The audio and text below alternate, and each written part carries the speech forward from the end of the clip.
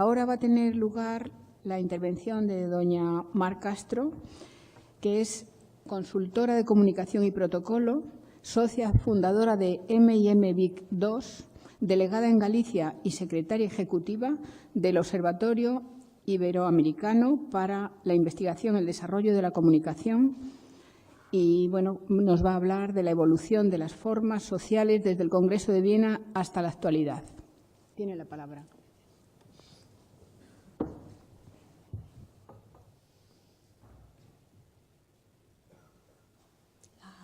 ¿Ya está? No, habrá que buscar la presentación.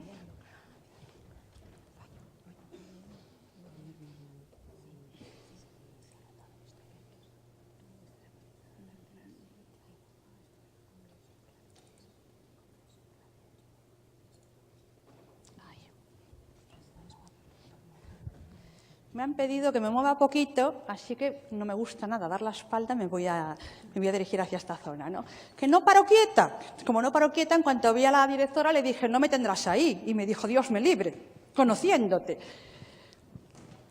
Ciencia que enseña el tiempo oportuno de lo que debemos decir y debemos hacer.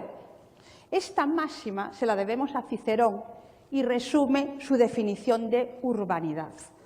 ¿Qué se pretendía con la urbanidad? Con la urbanidad lo que se pretendía era facilitar las relaciones entre las personas humanas con el fin de que la convivencia fuera buena y además lograr la cohesión de los grupos sociales. Ya no solo Cicerón, Séneca, Ovidio, todos ellos, muchos otros clásicos muy conocidos y reconocidos, se dedicaban a la enseñanza de urbanidad. ¿A quiénes?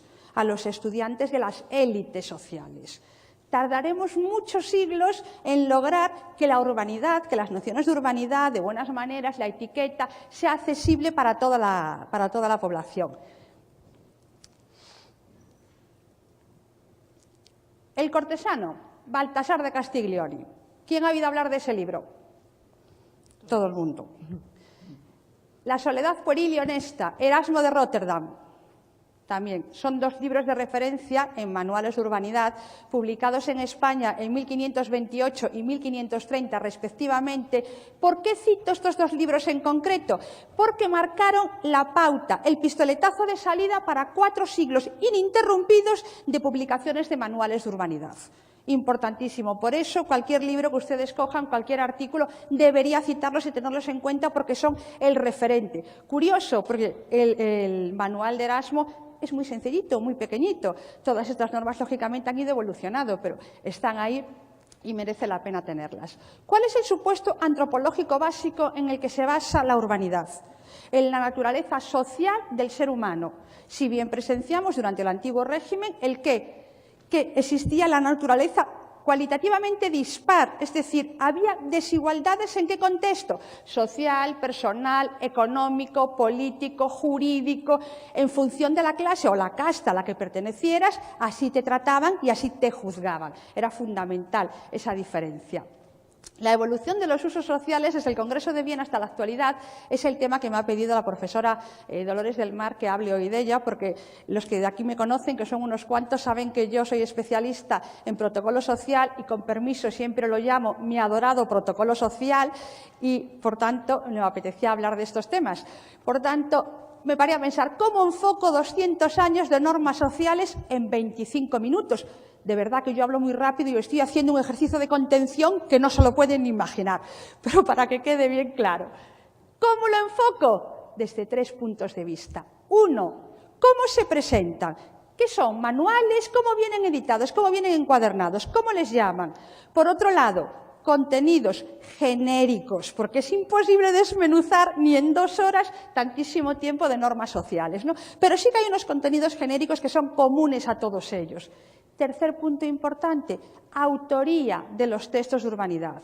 Y muchos de ustedes dirán, ¿qué cosas tienes? Masculino. Ah, la mayor parte. Pero ahí nosotras ya empezamos a tener mucho que decir. Tratado, compendio, resumen, breviario, lecciones, Todos esos son nombres definiciones o nombres que integran los manuales de urbanidad. Tratado alude a una exposición amplia de la urbanidad y el resto de las definiciones hacen referencia a una exposición muy breve de la humanidad. Aquí tenemos los manuales de urbanidad o tratados, manuales escolares de buenas maneras dirigidos a un público infantil. ¿Por qué? Porque se buscaba la integración y la formación integral del infante. Había que educarlo totalmente. Y era en la escuela, a partir del siglo XIX, cuando se empieza a educar a ese infante. ¿Cómo se presentan este tipo de manuales de urbanidad o manuales escolares de buenas maneras? Pues tenemos cartillas de lectura, que eran muy habituales. Había también fórmulas dialogadas, diálogos entre padres e hijos, fórmulas catequéticas de preguntas y respuestas. ¿Quiénes de ustedes no han leído en alguna ocasión poemas de urbanidad? La urbanidad hecho verso. Era otra forma, con ejercicios también. Vale, esa era la forma de presentación, era la forma en la que se le presentaba a los niños en la escuela. ¿Pero cómo la aprendían? Repetición, repetición, repetición. Y cuando acababan volvían a empezar. Es decir, repetición incansable de los preceptos de las normas sociales que estaban vigentes en ese momento, ¿no? Aparte de eso, también ¿a qué se recurría? Reglas mnemotécnicas. ¿A qué más se recurría? A la versificación. No sé si algunos de ustedes han recurrido a eso, pero desde luego nuestros padres todos conocen esto y además conocen un tipo de urbanidad, un tipo de protocolo social que no tiene nada que ver, afortunadamente, con lo que vivimos ahora mismo. Pero tenía éxito, se formaban a niños que además era la única oportunidad que tenían de recurrir a formación, precisamente. Y por otro lado tenemos, y aquí tengo algunos representativos, tratados de etiqueta y buenas maneras, dirigidos a un público adulto. Este público adulto, ¿qué pasa? Que ya había conocido unas breves nociones de urbanidad en la escuela y ¿qué quería? Es que la palabra civilización en España no caló muy fondo, pero por ahí sí. Aquí es muy raro escuchar civilidad, pero fuera en otros países europeos se aplica y se utiliza muchísimo. ¿Qué querían los individuos? Civilizarse. ¿Por qué se querían civilizarse? Para distinguirse. La educación antes y la educación ahora, el saber ser, el saber estar y el saber hacer, distinguían y diferenciaban perfectamente. Por eso se quería aprender. ¿Qué temas tocaban? Por supuestísimo, el noble, me niego a creer que perdido, arte de la conversación, el aseo, el agasajo, los saludos, las presentaciones, que a más de uno habría que darle un repasillo actualizado al siglo XXI, la imagen y, cómo no, la mesa. Veremos algunas normas en torno a la mesa. Hablamos desde el Congreso de Viena hasta la actualidad, hasta un poquito antes del Congreso de Viena. ¿Cuáles eran los contenidos que estaban incluidos? ¿Qué preceptos tenían estos tratados, estos manuales, estos compendios, llamen ustedes como quieran, de urbanidad? Orden, respeto y decoro. Es decir, hasta hace 2 siglos el orden, el respeto y el decoro llenaban los contenidos de los tratados de urbanidad. Por supuesto, ¿qué se resaltaba? Honor y linaje. Hasta hace un par de siglos, verán ustedes que estoy muy afónica, lo siento, hasta hace un par de siglos solamente tenían acceso a la educación, a las buenas maneras, a la urbanidad, a la etiqueta. ¿Quiénes? Las élites de la sociedad.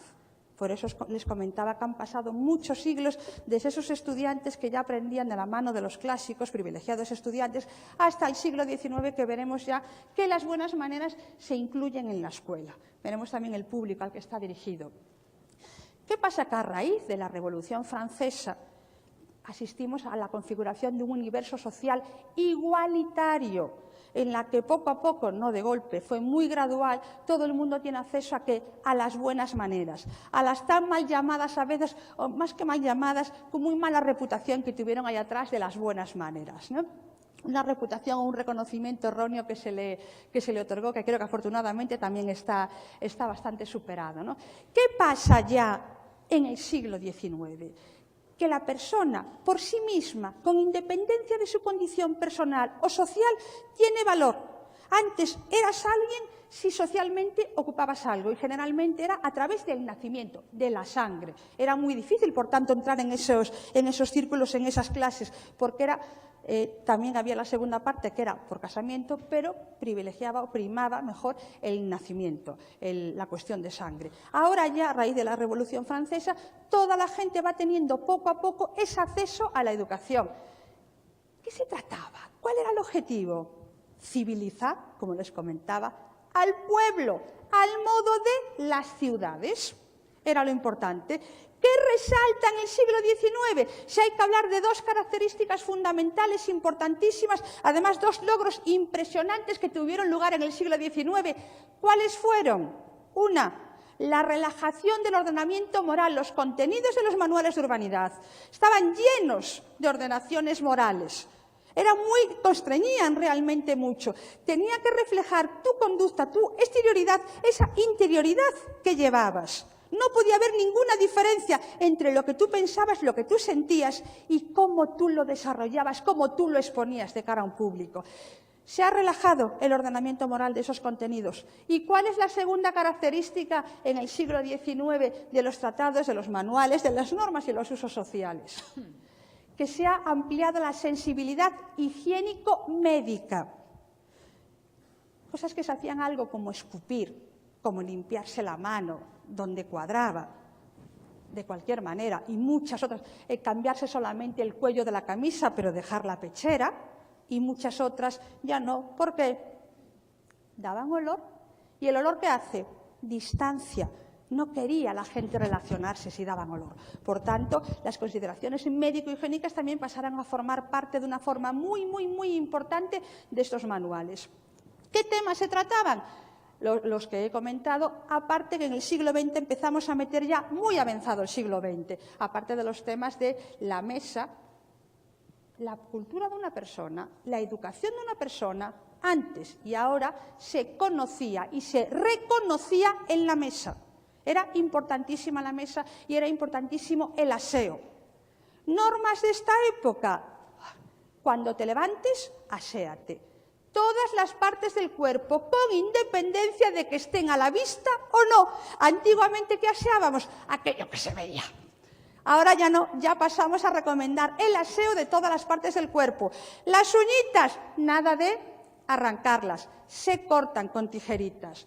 Los palillos o escarbadientes, que suenan horrorosos, suenan como despectivos. Los dientiños, soy gallega, pues si no se habían enterado, se lavan con cepillo, nada de con escarbadientes. Consideraciones en torno a la mesa, 3 comidas al día. Lo que me resulta curioso que era entre 5 y 6 horas tenían que pasar entre cada comida, me parece excesivo, pero bueno. ¿Qué más? Nunca te levantes lleno de la mesa. Eso teóricamente sigue vigente ahora, aunque muchas veces no lo pongamos en práctica, pero vigente sigue. Espacio de respeto, ¿para qué? Para no molestar al vecino. Si eran inteligentísimos, porque hace siglo y pico ya se defendiera el espacio de respeto. Ahora el problema es que no nos ponemos de acuerdo si 60, 75, 90, 1 metro. Como digo yo, que puedas hacer así, que no tropieces. Se acabó. Ese es tu espacio de respeto. No comer así, que es incomodísimo, ¿no? Tampoco hace falta que comer así, pero que puedas por lo menos coger el cuchillo y el tenedor tranquilamente, ¿no? El tenedor se utiliza, pero ¿qué pasa?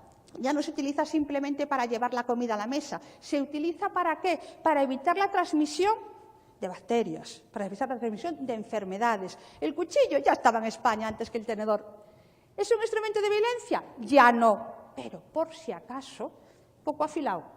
No vaya a ser que nos cortemos o dañemos el esmalte. Esas son las normas que daban a saber si era cierto o no era cierto. Ya metidos en el siglo XX, ¿qué pasa? Que los libros de urbanidad dirigidos a un público adulto ya pierden su naturaleza narrativa y pasan a tener un carácter fragmentario. ¿Para qué? Para posibilitar su lectura selectiva y puntual. Avanzado el siglo XX, ¿a qué asistimos? A una clara devaluación, por lo que yo les comentaba, de todo lo que son las buenas maneras. ¿Qué se le achacaba? Es hipócrita, es falsa, es rígida, está anticuada, encubre la vanidad, el egoísmo. También es cierto que era la disculpa fácil de los que no practicaban ni conocían las buenas maneras, ¿no? Llamarle como eso no es para mí, pues era bastante habitual. En la época de Franco son curiosas las medidas que resaltan, ¿no? Una de ellas es al servicio que instruyes en tu casa, le instruyes pero mantienes las barreras. Pero vamos a ver, ¿cómo pones de moda, cómo promulgas una medida, una recomendación, una norma de que al servicio tienes que marcarle muchos límites y barreras cuando precisamente se estaba generalizando la contratación por horas del servicio doméstico? En esta época de Franco se sigue manteniendo el que las diferencias jerárquicas. Tú eres esa clase, yo soy de la otra. ¿Y qué otra cosa más caracteriza? ¿Qué otra circunstancia más caracteriza en este periodo largo a los tratados y manuales de buenas maneras? Que la mayor parte de las publicaciones, ¿para quiénes estaban dirigidas? Las féminas, que eran las que nos teníamos que formar. En los años 1970, así, Norbert Elias, con su proceso de informalización, que fue muy conocido, de gran éxito además en todas las sociedades occidentales, logró que comportamientos en tres terrenos: el terreno de las relaciones sociales, el terreno de la vestimenta y el terreno del sexo, se relajen, no se emocionen. Se relajen no significa que esté permitido hablar de sexo. Es uno de los temas privados que cada uno habla si quiere, aunque no se recomienda. ¿Se relajan en qué sentido? A partir de la década de los 70, en que antes era totalmente inviable e imposible ver a unas personas de la mano, o abrazadas, o un beso casto y puro. A raíz de este proceso de informalización de Norbert Elias, se han relajado esos comportamientos. No estaban tan penados, no eran tan graves. Yo cada vez que pienso en estas cosas, y cuando preparaba la ponencia y me documentaba, me resultaba curioso hasta qué punto, mientras yo leía, visualizaba lo que tantas veces me decía mi madre, que cuando era novia de mi padre, había un guardia que los separaba en el banco del parque si no mediaba más de 1 metro entre ellos. Que resulta curioso, a nosotros nos puede parecer chocantes esas medidas, pero a mí me las contaba mi madre. Darse un beso, bueno, por descontado, y a lo mejor pasado 6 meses y en privado. Eso eran cosas que me contaban mis abuelos, por ejemplo, que era totalmente chocante en este momento, ¿no? ¿Qué es lo que se empieza a generalizar desde las últimas 2 décadas del siglo XX y que sigue vigente en la actualidad? La reciprocidad. ¿Qué haces? ¿Qué quieres que te hagan? Una persona a la que respeto y admiro muchísimo me dijo en una ocasión: el respeto dado se convierte en respeto debido. No exijas respeto para darlo tú. No, es que me tratan mal. Si te tratan mal, enséñales tratándoles bien. No permitas que otras personas condicionen tu comportamiento, tu actitud, porque los tratados de urbanidad, los tratados de buenas maneras, ¿qué hacían? Regular las conductas, los afectos, las emociones, los comportamientos. Se ha relajado mucho, afortunadamente, a raíz de los años 70.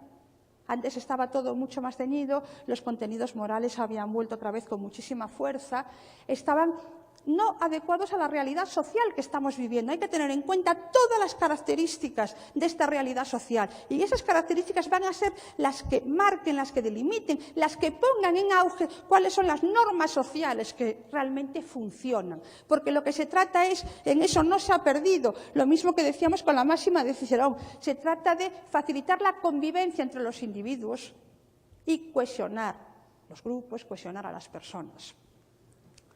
¿Autores de los textos de urbanidad? Mayoritariamente, por favor, hombres. Pero, ¿por qué quise hacer un apartado dedicado a la autoría de los textos de urbanidad? Porque empezó a destacar un pequeño grupo ya de mujeres que publicaban libros. Los hombres publicaban libros para niñas y niños. Las mujeres publicaban libros para niñas, salvo 2, que después les cuento que consiguieron publicar un libro para ambos sexos, una para juventud y otra para niños, que eso es todo un logro. En el siglo XIX, ¿qué pasa? Que asistimos a un proceso de escolarización y alfabetización femenina, con mucha desigualdad respecto a la masculina. Se podía compartir edificio, mujeres y hombres, podían compartir dotaciones públicas, por supuestísimo, en menor medida las mujeres que los hombres, pero jamás de los jamases, ni horario ni espacio físico. Hasta 1970, con la ley que se aprobó, no se permitió la formación de escuelas mixtas. Ahí alargamos durante muchísimos años lo que era la diferenciación entre escolarización, alfabetización femenina y la masculina. las mujeres tenían acceso a la educación a través de la escuela, se introdujeron los manuales de urbanidad en la escuela. ¿Qué temas estudiaban las mujeres? Iba a decir estudiábamos, pero ya me pilló un poco para atrás. ¿Qué temas estudiaban las mujeres? Por supuestísimo, cálculo, lectura, escritura, principios de ortografía, principios de gramática española, que no falten las labores, la economía doméstica y la higiene en el hogar. Porque nosotras, que se nos llamaba el bello sexo, teníamos una doble función. Por un lado, educadores de los niños y niñas. Por otro lado, eran las que gestionábamos la casa y para eso se nos formaba. Ventajas. ¿Qué conseguimos con esta escolarización y alfabetización femenina? Que las mujeres ascendieran a una profesión, a un puesto que estaba dedicado exclusivamente hasta el momento a los hombres. ¿Qué profesión eran muchas de nuestras abuelas? Maestras. Fue un puesto, una profesión maravillosa, en un principio exclusivamente para hombres, que las mujeres, merced a esa alfabetización y escolarización, consiguió ir haciéndose hueco y haciéndose camino, ¿no? Lo importante que era leer y escribir, lo importante que era formar. Y no se crean que las maestras lograban que eran más relajadas con la educación de las niñas, menos fuertes, es decir, se les exigía exactamente igual.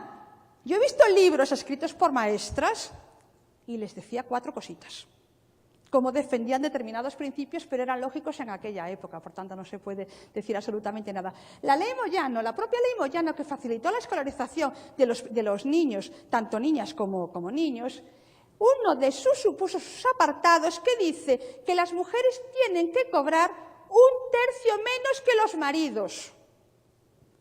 ¿Cuál era la realidad? Que cobraban la mitad. ¿Por qué? Porque era el segundo salario. Esto de que el dinero a casa lo lleva el hombre, en el siglo XX, o el siglo XIX más bien dicho, estaba más que asegurado. ¿Qué pasa en el siglo XX ya? En 1910, fecha crucial, fecha fundamental. Permítame presumir de gallega. Doña Emilia Pardo Bazán fue el estandarte, luchó muchísimo por la escolarización y la alfabetización de la mujer. Y ella ha conseguido, ella fue la causante de que se firmara el 8 de marzo de 1910 una orden que decía que todas las mujeres tenían acceso a la universidad. Hasta entonces tenían que estar autorizadas por sus padres, por sus maridos, etcétera, etcétera.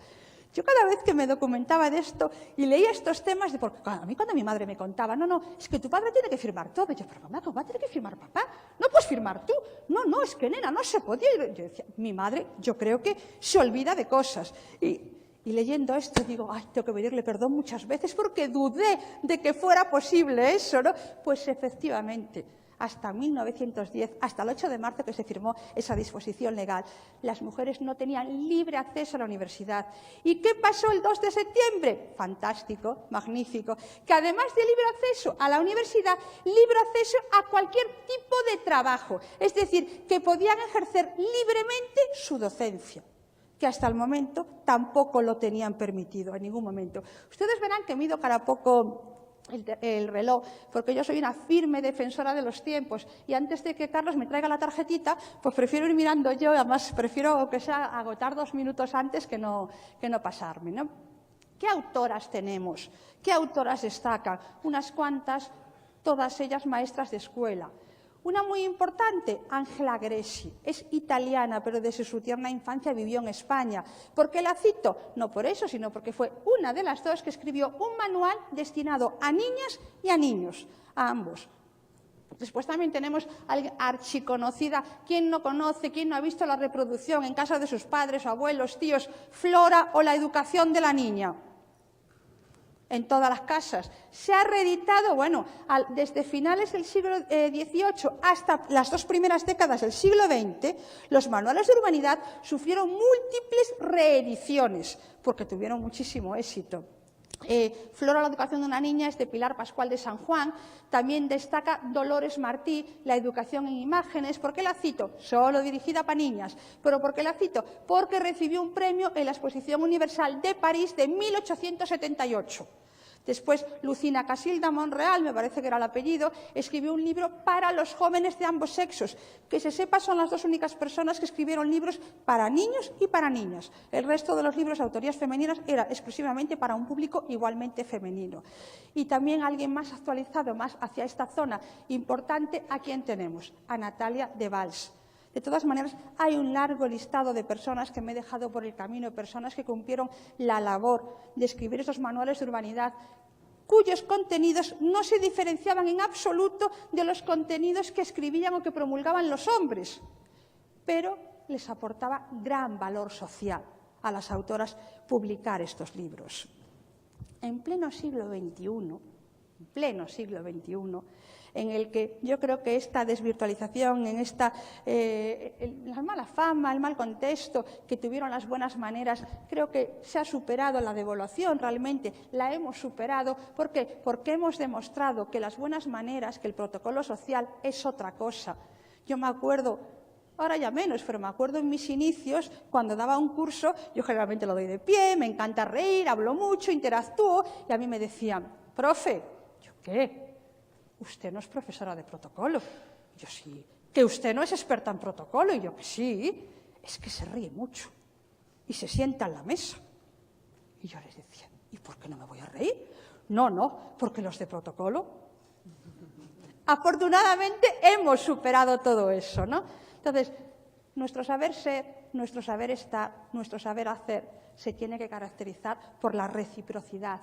Es decir, no le hagas a otro lo que no te gustaría que te hicieran a ti. Muchísimas gracias.